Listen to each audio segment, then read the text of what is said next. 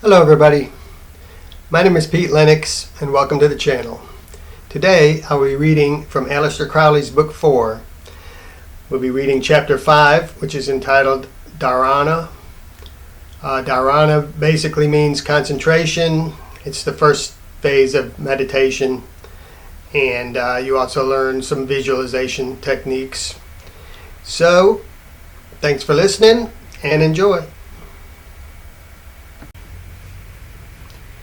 Chapter 5, Dharana. Now that we have learnt to observe the mind, so that we know how it works to some extent, and have begun to understand the elements of control, we may try the result of gathering together all the powers of the mind, and attempting to focus them on a single point. We know that it is fairly easy for the ordinary educated mind to think without much distraction on a subject in which it is much interested. We have the popular phrase, revolving a thing in the mind, and as long as the subject is sufficiently complex, as long as thoughts pass freely, there's no great difficulty. So long as a gyroscope is in motion, it remains motionless relatively to its support, and even resists attempts to distract it. When it stops, it falls from that position. If the earth ceased to spin around the sun, it would at once fall into the sun.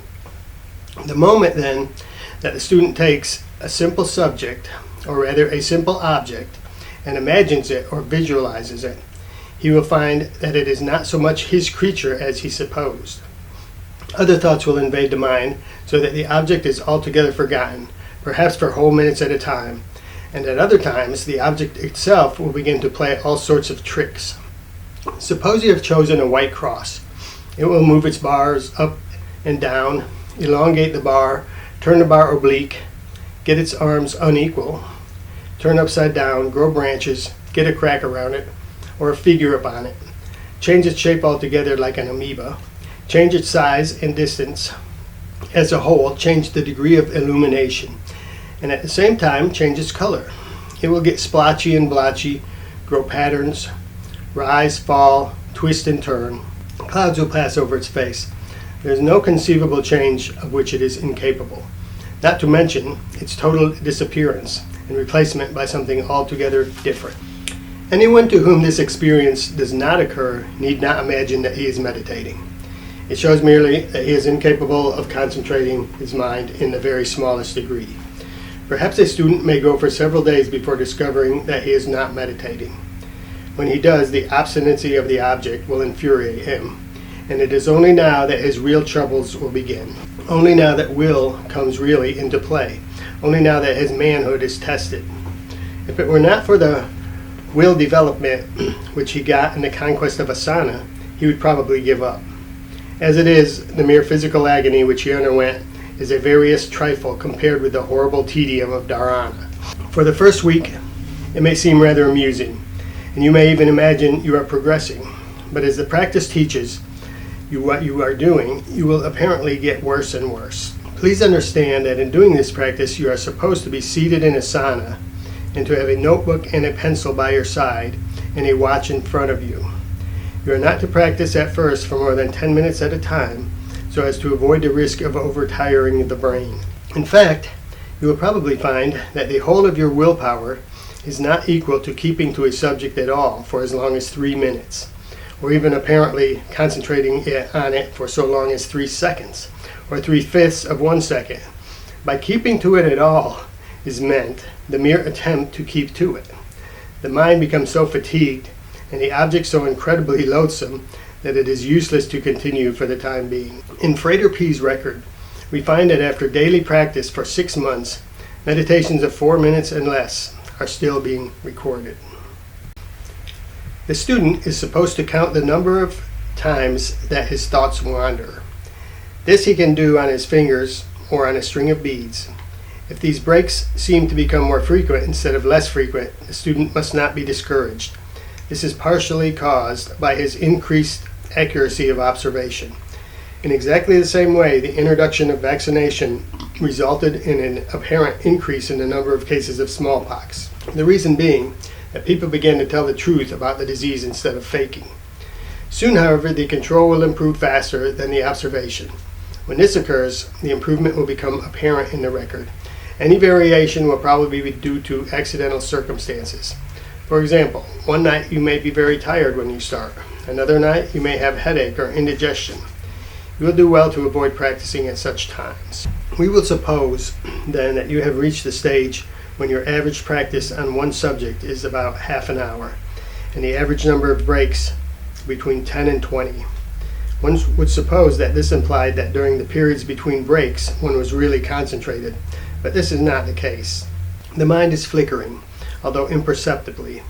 However, there may be sufficient real steadiness even at this early stage to cause some very striking phenomena, of which the most remarked is that which will probably make you think that you have gone to sleep, or it may seem quite inexplicable, and in any case will disgust you with yourself. You will completely forget who you are, and what you are doing. A similar phenomena sometimes happens when one is half awake in the morning, and one cannot think what town one is living in. The similarity of these two things is rather significant. It suggests that what is really happening is that you are waking up from the sleep which men call waking, the sleep whose dreams are life. There's another way to test one's progress in this practice, and that is by the character of breaks. Breaks are classified as follows. Firstly, physical sensations. These should have been overcome by asana. Secondly, breaks that seem to be dictated by events immediately preceding the meditation. Their activity becomes tremendous. Only by this practice does one understand how much is really observed by the senses without the mind becoming conscious of it. Thirdly, there is a class of breaks partaking of the nature of reverie or daydreams. These are very insidious. One may go on for a long time without realizing that one has wandered at all. Fourth, we get a very high class of break, which is a sort of aberration of the control itself. You think, how well I am doing it. Or perhaps that it would be a rather good idea if you were on a desert island, or if you were in a soundproof house, or if you were sitting by a waterfall. But these are only trifling variations from the vigilance itself. A fifth class of breaks seems to have no discoverable source in the mind. Such may even take the form of actual hallucination, usually auditory. Of course, such hallucinations are infrequent and are recognized for what they are. Otherwise, the student had better see his doctor. The usual kind of consists of odd sentences or fragments of sentences which are heard quite distinctly in a recognizable human voice, not the student's own voice or that of anyone he knows. A similar phenomena is observed by wireless operators who call such messages atmospherics. There is a further kind of break, which is the desired result itself. It must be dealt with later in detail. Now there is a real sequence in these classes of breaks. As control improves, the percentage of primaries and secondaries will diminish, even though the total number of breaks in the meditation remains stationary. By the time that you are meditating 2 or 3 hours a day and filling up most of the rest of the day with other practices designed to assist, when nearly every time something or other happens and there is constantly a feeling of being on the brink of something pretty big, one may be expected to proceed to the next state, dhyana. And that is the end of Chapter 5. Thanks for listening, everybody. Don't forget to like and subscribe.